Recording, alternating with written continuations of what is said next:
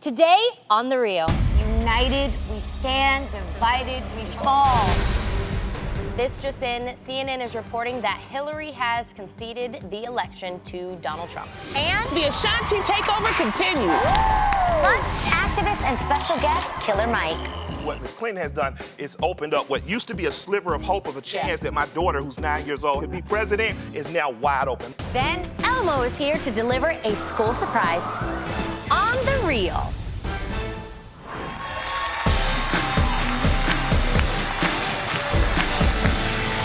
Welcome to The Real. We're taping a very special episode of The Real. We decided to tape our show late yesterday, hoping to have a clear result for the election. It's 11 p.m. in LA. As we tape this, and as of now, the election is just too close to call. Neither candidate has the necessary electoral votes to win the presidency, but it looks like Donald Trump is leading in the electoral vote, while the popular vote is a virtual tie. Wow. The campaign chair for the Clinton campaign has just sent everyone home, saying the votes are still being counted and every vote counts. Absolutely. After this heated election season, what do you all make of this close, super close race at the end? I feel like I'm in a dream. This doesn't feel real to me right now. Yeah. Has this ever happened before? What? This close? This late? I'm not sure. Yeah, it has happened. I think a lot of people are shocked because of what they were seeing from the exit polls and from what was happening with the media. It seems as if one candidate, which was Hillary Clinton, was winning. I think that's what is shocking people, is how badly she seems to be losing, like state after state after state. Yeah, But he even keeps as climbing, and she's right. Yes, spot. but even as, like you said, it's 11 o'clock. I mean, we were glued. I mean, I was glued to the television. Absolutely. 7 o'clock, 7:20, 7:30, 7:40, and then you guys saw, like, the red popped up, and then the blue, and then the red. It was neck at neck, and I don't think I've seen this, at least in my lifetime, I haven't. this close of a race where you literally think someone's in the lead, and then, boom, it switches, and it's... Right now, we're sitting here tethering on what it could be, and it looks like Donald Trump. Like I said again, I think people were expecting a different outcome because of the exit polling, because of what was being reported in the media, and I think that's really what's taking people. I think that's what's taking people by shock. I think if people would have seen, oh, well, Donald Trump is winning, it wouldn't be such a shock. But now this is like, it's like everybody is kind of like, wow. People thought that it was going to be a landslide. Yeah, like it was comical into that moment. And now it's like, wait a second, like, Yeah. this is Right. what actually, Right. Well, it's been a wild day and it's a wild night right now. And here to break down everything we just witnessed is an activist, a businessman, and Grammy Award winner, Killer Mike.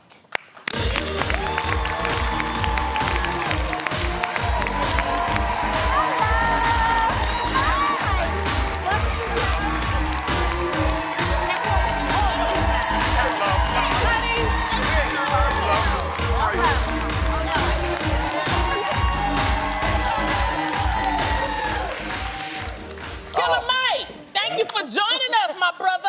Man chair. man chair. Yep, if you single at home, ladies, you wonder how you don't have a man, you don't have these chairs. Okay. Lot of We made it ass. for you. We're glad that you're joining us.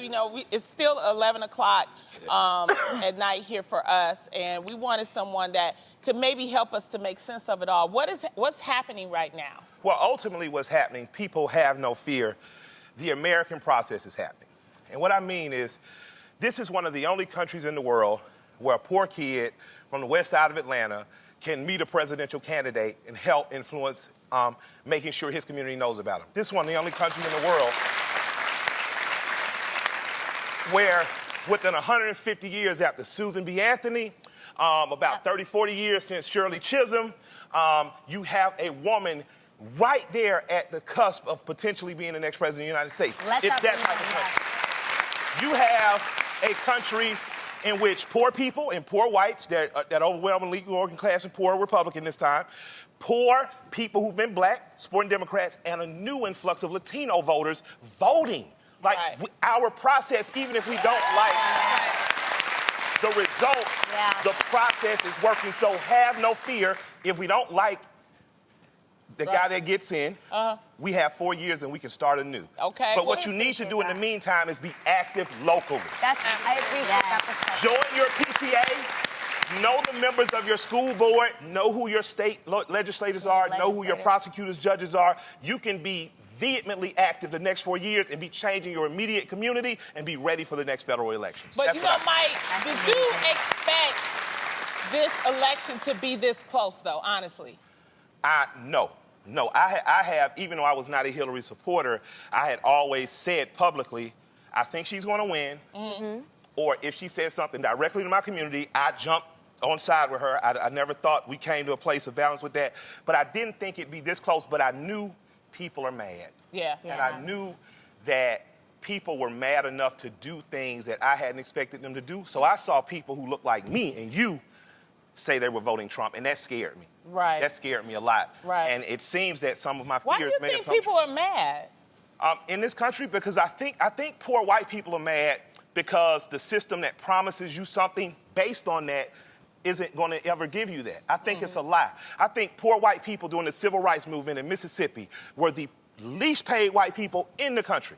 They were treated as badly as any black worker, but simply because an imaginary line of race got put there and they could still say, I'm superior to this person, they never joined the black worker and fought for better conditions for them all. And I think that they work for a party and have voted for a party that used the illusion of patriotism, that used the illusion of military, that used the illusion of even better by skin color or class to oppress them. And on the other side, I think people who look like all the people on this panel, black, brown, and all types of hues in between, right. I think that we have been used by a party to the liberal side that once enacted and once in office has not enacted policy that was reflective of stuff that would bring our communities up. So I think poor people got angry. Yes. And I think that there just happened to be, by this country, more poor, angry, white people. Well, you know, Clinton's campaign manager just sent everyone home, and Hillary hasn't come out to speak. You know, what do you make of this? Is she's not accepting of it, or because it looks like the numbers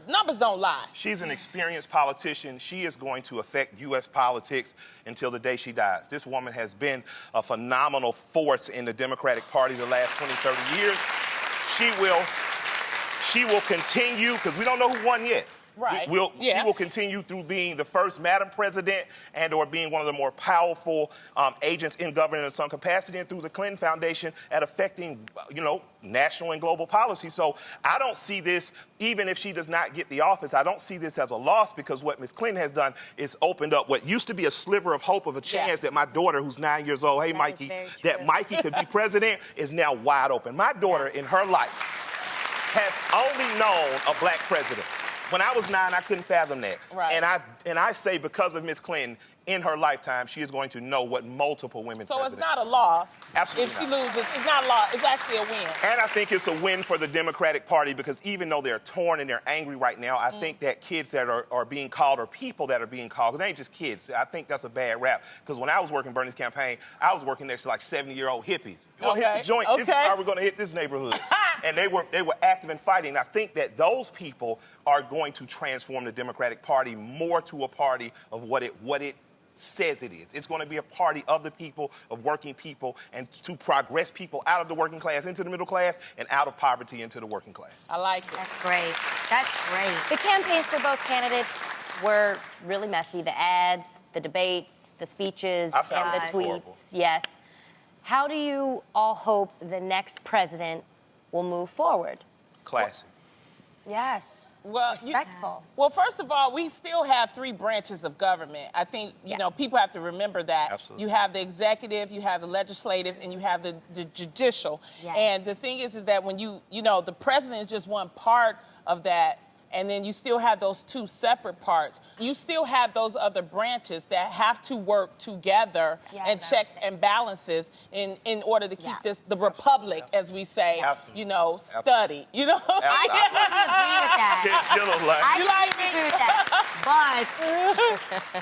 I completely agree with that. But, having traveled so much and been in other countries, I think the United States of America would like somebody who represents what this country is about, which is the American dream, and that we are a melting pot of people and unity. And yeah, I think that's a lot of people's concern. I'm not gonna lie that I sit here, I feel nervous and anxious. Me too. My stomach is rumbling. It hasn't settled yet to really figure out what the emotion is, but it definitely isn't the jubilant, joyous. Well, I mean, I think you have a concern, like what you're saying is of Yeah. what Trump has supposedly talked about. He's talked about people in a very uncharacteristic way, and it's hurt a lot of feelings, and it does seem unclassy. Yeah. I mean, but we're not just talking about Trump, too. I'm going to be, in all honesty, I wasn't gung-ho about both of our candidates. I have to be honest with you. When I was sitting there in the ballot, or looking at the ballot box, and I was like, oh, gosh, like, I think that was what was different for me, is I for the first time in my life, I wasn't strong one way. Yeah, it took me 30 minutes to vote. Yeah, on Do you that think one that portion. there are issues that should have been talked about that weren't? Oh, black Open it people up. got a bad deal this go round. I watched, and you know, I want you guys to know I am a fan of the rebel. So when I say black people, you can insert any person that's fighting oppression. Again, I just said Susan B. Anthony. One of my favorite childhood memories is learning about her, learning about what it took for the women's suffrage movement to push the line forward, right? So for me, when in matters of the African-American community in this country, I read and I listen to James Baldwin. I am American as anyone. I don't have to qualify my American for you. I don't have to find a birth certificate. I don't have to, I'm as American as anyone. And to see at the second debate, when they asked about African-American issues in particular, he diverted to law and order, which essentially is what the drug war since the 60s has had us in siege under. Even if you don't live in the hood, when you drive to the city in the game, when a blue light gets behind you, you shouldn't feel afraid. Yeah. But that policeman has been directed to target people like you because policy means that they can potentially take your money, take your car, court costs, add to the economy. Now, on the other side, when the Miss pivoted, she pivoted to gun safety. Now, I'm an American. I'm very pro-Second Amendment. I am from the South. We kill, hunt, eat. That's what we do. So I'm not giving up my gun for anyone. I don't think any people 51 years into freedom should ever say, here's my weapon, right? But she diverted to gun rights, and after they were finished, I was like, so what about the black stuff are we talking about? What about better schools? What about jobs for Chicago? What about, and see, this one's gonna get deep. Because people thought I was crazy when I talked about weed decriminalization and allowing ex-felons who have been victims of unfair drug policy, like that 94 crime bill, allowing them back into the industry that was built on their back. People thought I was crazy. Then they saw the documentary 13, and then they said, well, you don't cry for 13 and not be willing to require your president to champion changing the 13th Amendment so that slavery is illegal. So for me, and I support a cross-section of things. My wife is a brilliant woman. I support woman issues. My lovely gay uncles and sister, I support issues of marriage equality for them. Amen. I support everybody else, but this election, it felt like everyone told me to take a back seat to blackness. Just hold tight. Y'all will be okay. And that was wrong. And I think because of that, Democrats lost some momentum in the South because black men I know didn't go vote. They were angry. They were left out. They're 17% unemployed. They're 54% unemployed as young people. There are 4 times, they're 1 in 4 can be sent to jail, where 1 in 17 if you're white. It's not fair. 1 We gotta in make it fair. 17. Wait, 1 in 17 to 1 in 4. To 1 in 4. And And most entry arrests are marijuana. So when I say stuff like legalize marijuana, what I'm really saying is stop giving the police permission to attack my 15-year-old son. Absolutely. Because And- what that does is... But if I argue it as a black issue, it's always going to be ignored. And that's all I want black people to understand. It's time to argue your issue differently. I don't Because want those you men being locked up, those are our husbands. Absolutely. Y'all Absolutely. sitting out here talking about, we don't have husbands, because they all in jail. And beyond husbands, these are mines and resources that we're taking. Exactly. The government uses these resources as cheap labor. So why isn't this cheap labor in our homes, working in our homes, bringing money? Why isn't this labor, why isn't these their minds that figured out how to get drugs through the country, they being rewarded like liquor? After Prohibition was over, if you win liquor, you just stayed in liquor. Yeah. You know, so just make the game fair. I would say for black people, I think that women have come far, but we have further to go. Yes, I want to see a woman president. I want to see 2 women of color on the Supreme Court. Yes. You know, Yes, and I don't mean just because you black or brown, you have to be qualified, but you can't tell me in this country, 300 million people, we ain't got 2 qualified black people. I agree with that. I love that. This just in, CNN is reporting that Hillary has conceded the election to Donald Trump. Joining us is a special guest, rapper and activist, Killer Mike. Hey. Hey. Wow. Tell us what's up, Yeah. Killer Mike. I don't know going What do through we your make mind of right now? this? This is shocking. Looks We like got a Donald President Trump. That's what we got. We didn't think it was going to happen, but now we got a President Trump. And let me tell y'all something. I'm going to still live. I'm going to be okay, all right? You know, I love that. it's just you cannot sit here, like I said, Mike, help me out. It's 3 forms of government. Yeah. It's a lot of waking up that we have to do. Absolutely. But we have to work together. This is still our country. This Absolutely. is Of course. everybody's country, okay? Stop this. You elect them, they don't elect you, so they work for you. Exactly. Yes. I think I'm just letting it sink in.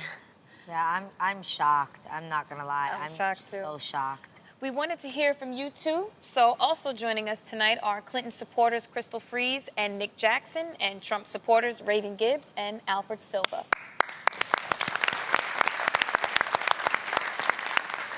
So, what do you think? The Clinton supporters first. Well, personally, the reason why I voted for Hillary Clinton was that not only am I for Hillary Clinton, I'm for people of the LGBTQ community, for undocumented people, women, and you know Hillary Clinton supported all minorities. And to see that Donald Trump won tonight, I feel like this is taking a big step back for our country, and I'm really glad to hear it.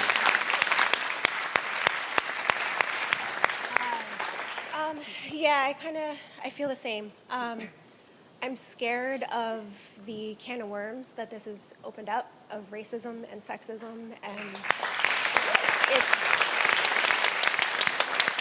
in a way, I'm kind of glad because now it's out in the open and we see it and we can confront it, but I'm still scared that now it has a voice, it has a platform, and it has a leader, and that scares me to death. So, Raven and Alfred, what about you two? What's going on? Okay, so first of all, I don't know where this misconception of Donald Trump becoming the leader of racism and sexism. I think that that has been something that's been put into the media. And I just want to add that when President Obama became the president, a lot of people didn't want him to be the president either. A lot of people said a lot of hateful things, primarily because he was a black president and he proved them wrong. So you have to give an opportunity to see where things go. I believe that Killer Mike mentioned earlier some of the views that he didn't like, some of the things that he didn't like that was going on in the black community, a lot of the things that hadn't changed. Think about it. Hillary's been the one person that's been there, not Trump, the whole time, and nothing has changed. So maybe this is that opportunity. I feel like Donald Trump is the Ronald Reagan of our time. Alfred. Hi. Well, the silent majority has spoken. And the thing is that we're tired of this liberal agenda that has just pushed us back. Within the liberal agenda, minorities have been pushed down. Okay? You know, we have to, the answer isn't big government, it's limited government.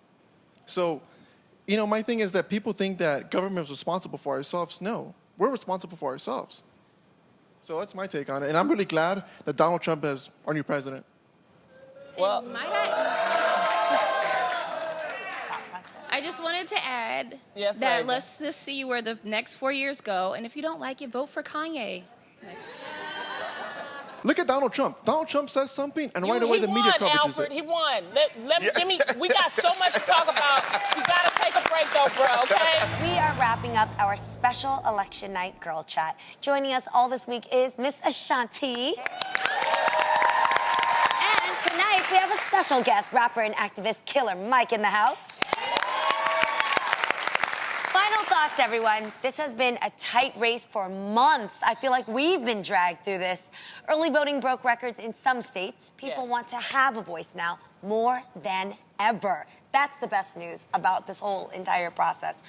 What are other ways to stay involved? That's my goal right now. Looking forward, what do we do now moving forward as a country? Well, very first thing you can do is tomorrow, Google who's your state legislator, who's your school board member, who's your city councilman, who's your county commissioner, and you can call their office and you can request a meeting and you can start to get to know the people who directly affect your life on a daily basis. Yeah. Right, that's the first thing you can do. And I think beyond that, you know, if you choose to join either of the two big parties, you should try to be an influence. You shouldn't just be, for years I was just a card-carrying Democrat. And at some point, I had to start listening to other people. Still doesn't mean I voted away from Democrats, but it means that I now understand the principles of libertarianism. I understand the principles of republicanism. I understand principles, so when I'm communicating with someone, it's an actual communication, not an argument. Absolutely. Right. And I think we need that. And lastly, I think what we need to remember as Americans is that this is our country.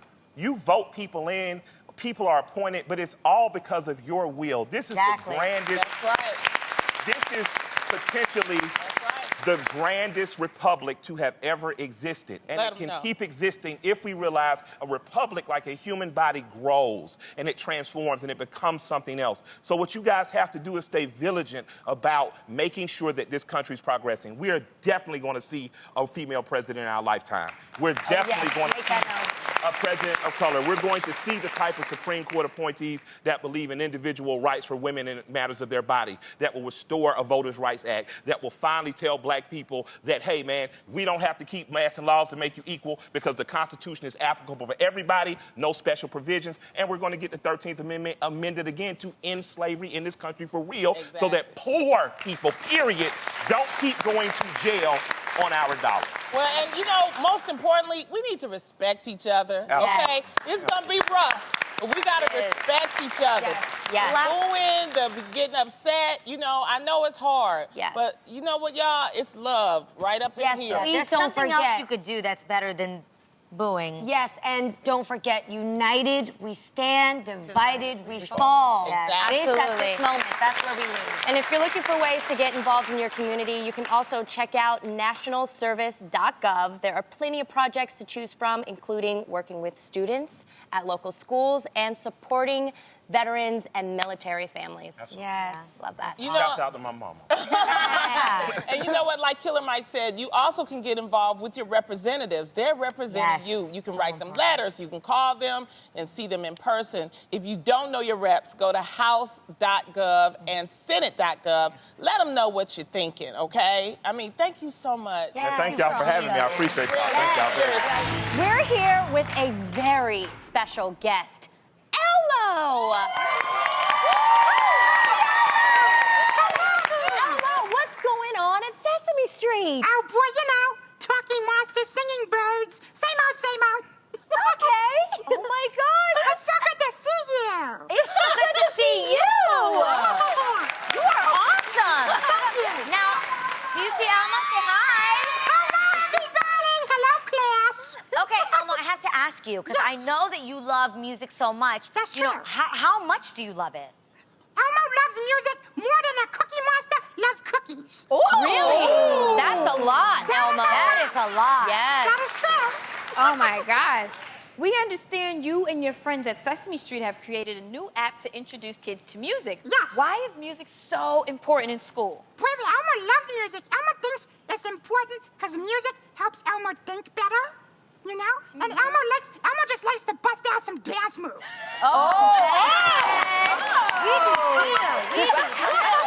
love this. Elmo likes a good turn up. Well, we do too, Elmo.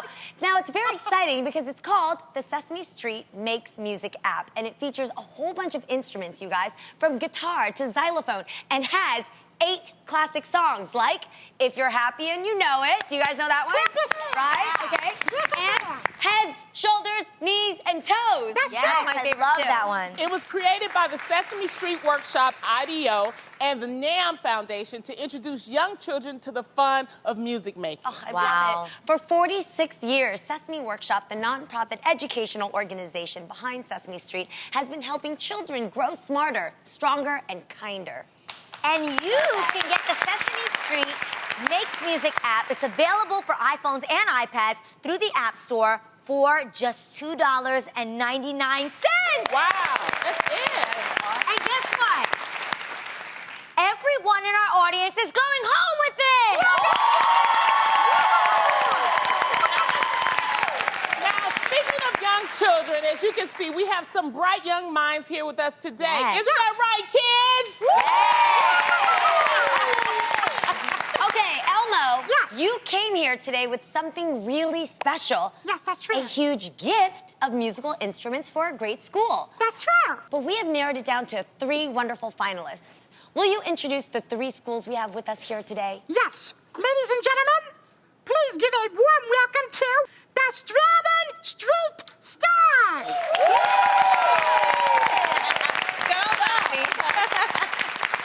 Okay. The Foster Elementary Eagles. That's right. And we have some more Eagles with the Yes Academy Eagles.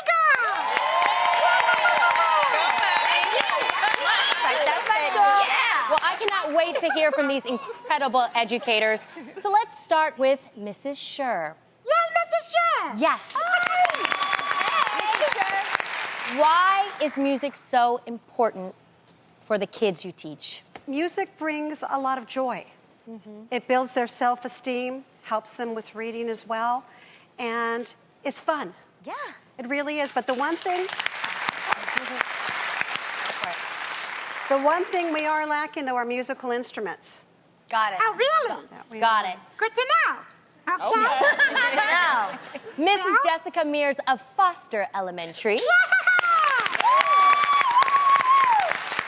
Tell us about your school's music program. Well, at Foster Elementary School, we service over 800 scholars, preschool through 5th grade, and we have a music program that they get to attend weekly with the music teacher. And although we have wonderful instruments for some of our scholars, we don't have enough for our primary grades in TK and Kinder in 1st grade. So we're very excited about the opportunity to add to our music class. In addition to that, maybe our choir and other things that we have on campus. Awesome. And who are your students? Who are your students? Today I brought with me Dior and Miss Honesty, along with the 2 gentlemen here, Axel and Ethan. Miss Thomas, can you please tell us about Yes Academy? Yes, my name is Sharice Thomas. I am a kindergartner teacher at Yes Academy in Los Angeles. We have students from special ed all the way to 5th grade, and we have a wonderful music program. I'm a kindergarten teacher, and as you know, kindergartners come in tapping, humming, singing all day long. And I think musical instruments is an excellent way for children to express themselves. It's also a great way for us to teach different cultures, and it's just an excellent seed to plant for future artists. Awesome. Agreed. Okay, Elmo, all of these schools sound awesome, but it's Very up awesome. to you. So, Elmo, who's our winner? Oh, no, it's too Drum hard to roll, decide. Okay. Ladies and gentlemen, everybody wins! Elmo, Sesame Street, and the NAM Foundation are giving each school $5,000 worth of instruments!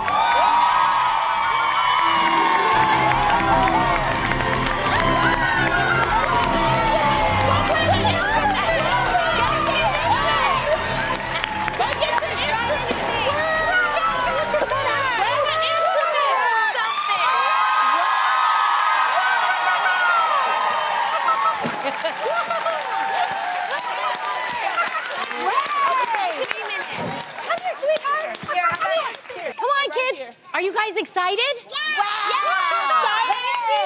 Ours are almost the same. Elmo, let's get right Look at all the fun instruments you have. Thank you so much for being here today. Thank you for having Elmo! It's November, which means the holidays are right around the corner. Our next guest is one of the stars of the must-see holiday movie, Almost Christmas. Please welcome Omar Epps.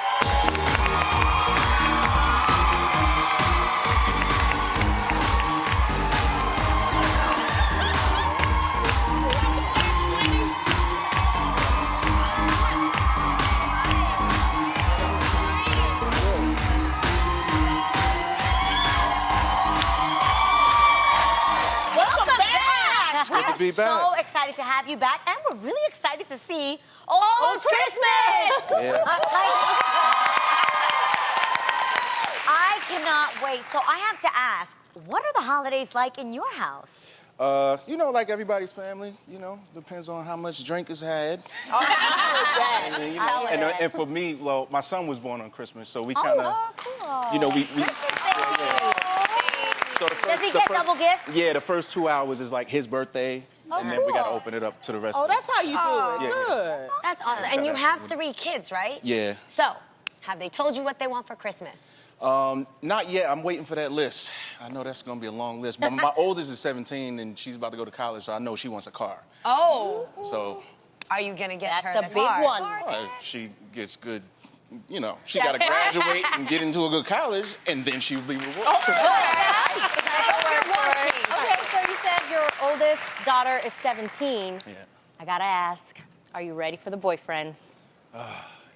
Is anybody ever ready? I know. Any fathers? There's no booklet that comes with that, right? Yeah. Okay. But I'll tell you this, that's why I stay in the gym. Okay, nice. Gotta be ready. Keep the hook mean.